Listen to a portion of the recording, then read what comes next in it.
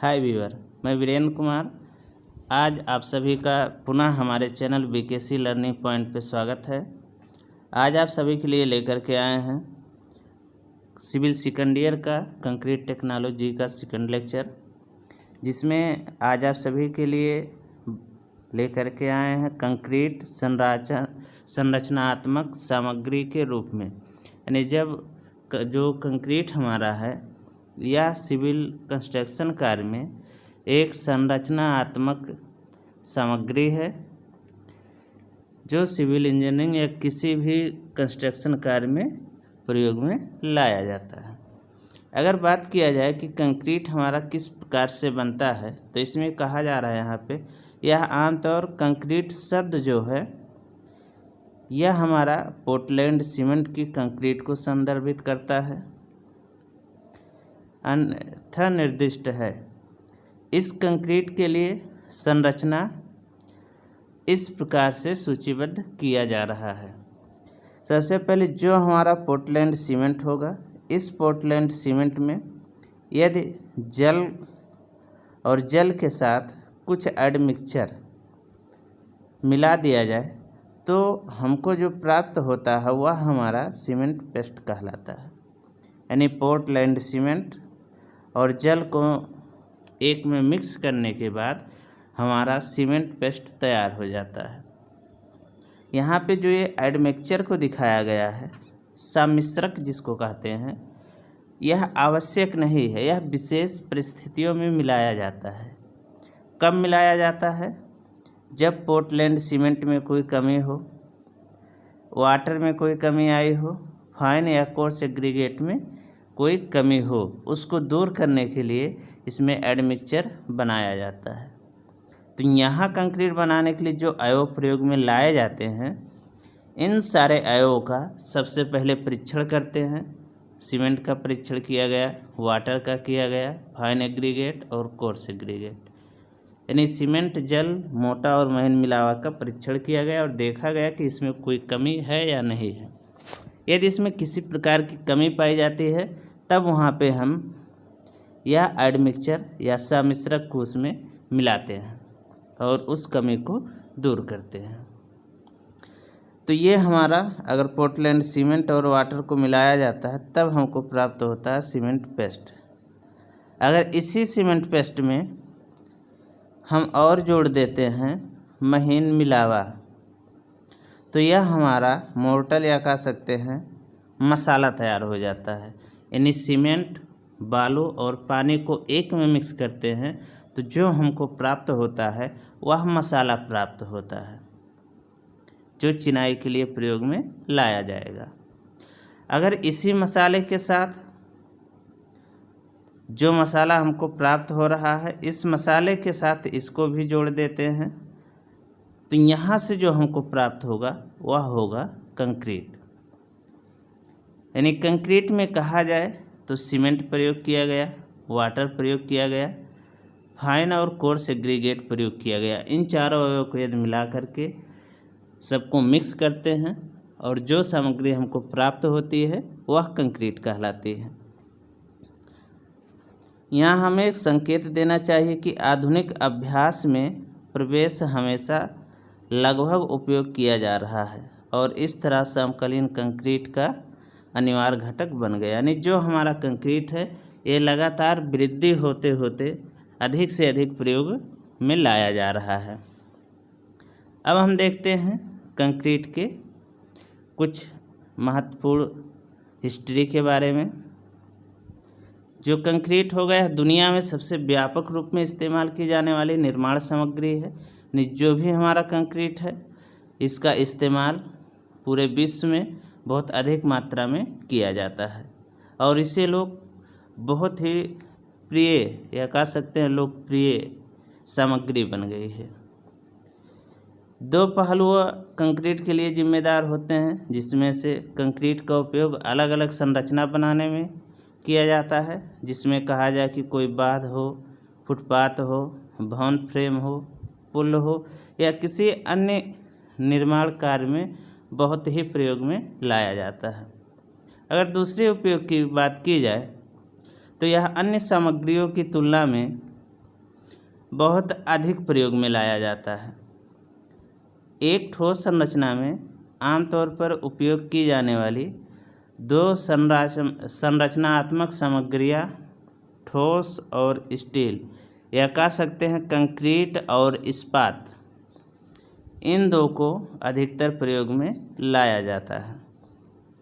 यह संरचनात्मक ऐसी सामग्री हैं जो न केवल अपने स्वयं के वजन को वहन करती हैं, बल्कि अन्य सदस्यों का आने वाले भार को भी यह वहन कर लेती है। स्टील का निर्माण जो बहुत सावधानीपूर्वक और नियंत्रित परिस्थितियों में होता है, यह हमेशा उच्च परिष्कृत हर प्रकार के परीक्षण के बाद प्रयोगशाला में निर्धारित किया जाता है।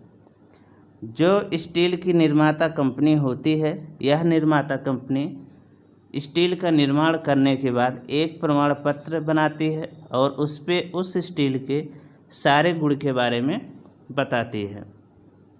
इसलिए जो भी संरचना बनाई जाती है, डिजाइनर स्टील का प्रयोग करता है तो उस स्टील के प्रमाण पत्र के द्वारा स्टील के बारे में संपूर्ण जानकारी प्राप्त कर लेता है। निर्माता को यह भी सुनिश्चित करने की आवश्यकता है कि स्टील का उपयोग किया जाए, व्यक्तिगत स्टील सदस्यों के बीच कनेक्शन को ठीक से जोड़ा जाए, यानी जब दो स्टील आपस में जोड़ते हैं तो उनको अच्छी प्रकार से जोड़ा जा सके।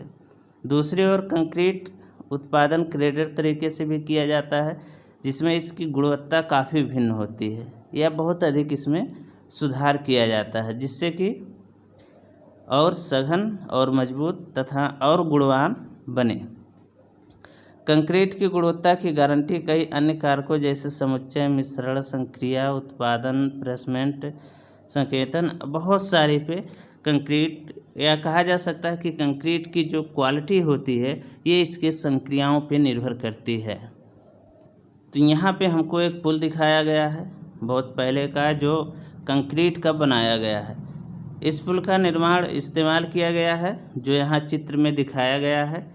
यह सुतोंग ब्रिज है जो चीन के युआंगजी नदी पे बनाया गया है। यह नानचांग और चांगसू के बीच बना हुआ है। सूजो शहर के एक उपग्रह के रूप में मानते हैं और उसी शहर को यह जोड़ता है, उसी शहर में फैला हुआ है। इसके मुख्य स्पान की लंबाई 1088 मीटर है। यह केबल स्प्रे से जोड़ा गया है। अब हम देखते हैं कंक्रीट के गुण, यानी कंक्रीट के गुण और अवगुण, क्या लाभ हैं कंक्रीट से और क्या दोष हैं। तो सबसे पहले इसमें दिखाया जा रहा है किफ़ायती, यानी जो कंक्रीट प्रयोग में लाई जा रही है, जो कंक्रीट से निर्माण कार्य करते हैं, यदि कंक्रीट से निर्माण कार्य किया जा रहा है तो यह सबसे सस्ता होता है और इसके जो सामग्री होते हैं यह सामग्री आसानी से उपलब्ध हो जाते हैं। और अगर इंजीनियर की बात किया जाए तो यह अन्य सामग्रियों की तुलना में इसकी उत्पादन लागत कम होती है। यानी अगर इसके कंक्रीट के लाभ की बात किया जाए तो यह अन्य सामग्री की अपेक्षा सस्ता होता है, आसानी से उपलब्ध हो जाता है और निर्माण सामग्री की तुलना में लागत कम आती है। कंक्रीट के 3 घटक हैं, पानी या जल, मिलावा और सीमेंट। स्टील, प्लास्टिक, पॉलीमर, इनके तुलना में ये घटक सबसे सस्ते पड़ते हैं। दुनिया के हर एक कोने में यह बहुत ही कम लागत पे और हर एक स्थान पे बहुत ही सरलता से उपलब्ध हो जाता है, जिससे कि इसके परिवहन पे भी कम आता है।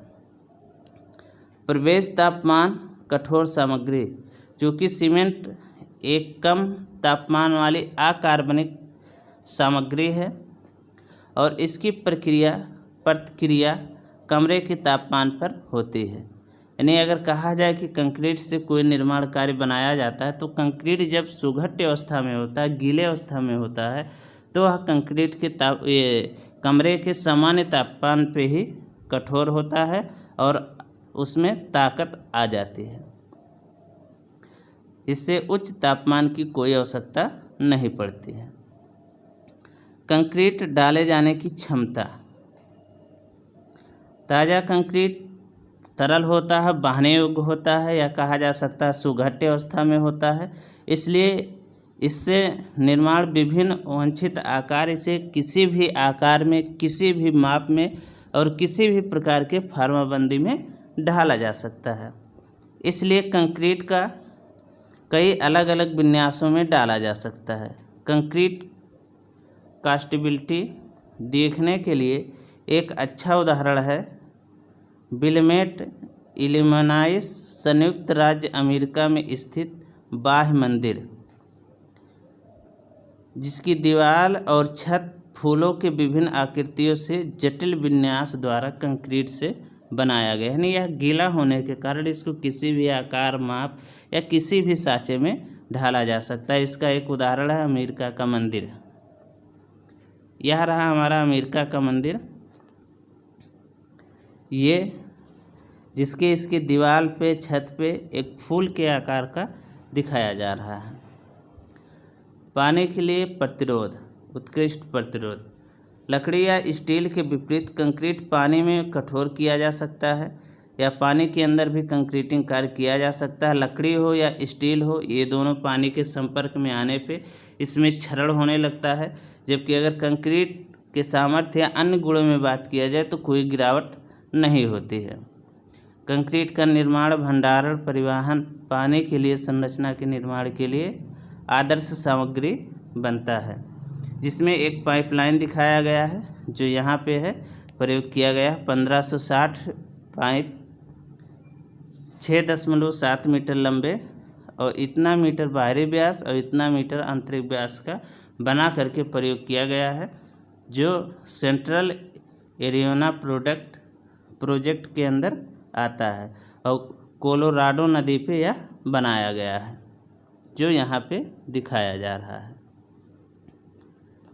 ऊर्जा की बात किया जाए, अगर कंक्रीट कार्य किया जाता है तो इसमें जो आवश्यक ऊर्जा लगता है यह हमारा इतना लगता है। अगर इसके साथ, कंक्रीट के साथ इस्पात भी प्रयोग किया जाए तो इतना ऊर्जा की खपत होती है कंक्रीटिंग कार्य करने में। यानी 1 टन कंक्रीट कार्य करने में इतने ऊर्जा की खपत होती है।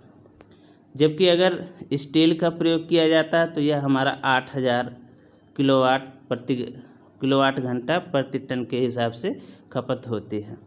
अगर मजबूती की बात किया जाए तो जो थर्मल या कह सकते हैं तापमान विस्तार गुणांक होता है कंक्रीट का और स्टील का, यह लगभग समान होता है। इसलिए दोनों को एक साथ मिक्स करके कंक्रीटिंग कार्य किया जाता है, क्योंकि अगर इनका तापीय प्रसार गुणांक अलग अलग होता है तो तापमान परिवर्तन के कारण इसमें जो विस्तार या संकुचन होगा यह भी अलग अलग होगा, जिसके कारण उसके फलकों पे या सतहों पे कह सकते हैं कि दरारें पड़ने की संभावना बन जाती है। अगर बात किया जाए इसके रख रखाव या आवश्यकता की, तो जो कंक्रीट हमारा होता है इसका निर्माण कार्य हो जाने के बाद रख रखाव पे या देखभाल पे बहुत कम ही खर्च की जाती है। अगर इसके हानि की बात किया जाए तो अल्ट्रालाइटेड कंक्रीट उपयोग केवल गैर प्रतिरोधी सदस्यों के निर्माण के लिए किया जाता है। हल्के कंक्रीट का उपयोग गैर संरचनात्मक, संरचनात्मक दोनों सदस्यों के लिए, यानी दोनों प्रकार के निर्माण के लिए प्रयोग में लाया जा सकता है।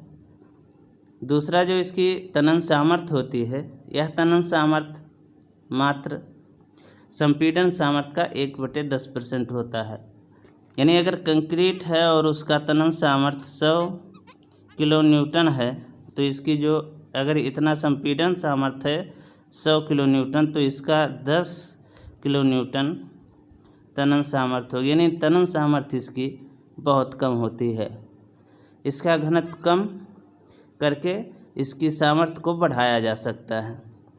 हल्की कंक्रीट, उच्च शक्ति वाली कंक्रीट विकसित किए जा सकते हैं।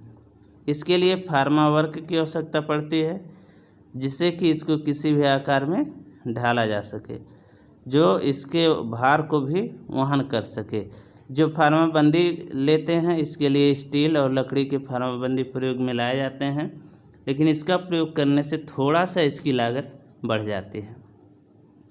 लंबे समय के इलाज के समय कंक्रीट की मजबूती के लिए डिजाइन सूचकांक 28 दिन की संपीड़न सामर्थ्य है, यानी जो इसकी संपीड़न सामर्थ्य ज्ञात की जाती है यह हमारा 28 दिन के आंकड़े के आधार पर निर्धारित की जाती है। जैसे कंक्रीट के बहुत सारे ग्रेड बनाए गए हैं, जैसे अगर कहा जाए कि M15 ग्रेड का कंक्रीट प्रयोग किया जा रहा, तो M15 का मतलब है M जहाँ पे हमारा मिक्स होता है और 15 जो है इसका न्यूटन प्रति मिमी स्क्वायर सामर्थ्य होगी, लेकिन यह होगा हमारा 28 दिन के बाद। तो ये सारे हमारे इसके हानियाँ हैं। इसके अलावा यहाँ पे और दिखाया गया है कुछ हानियाँ।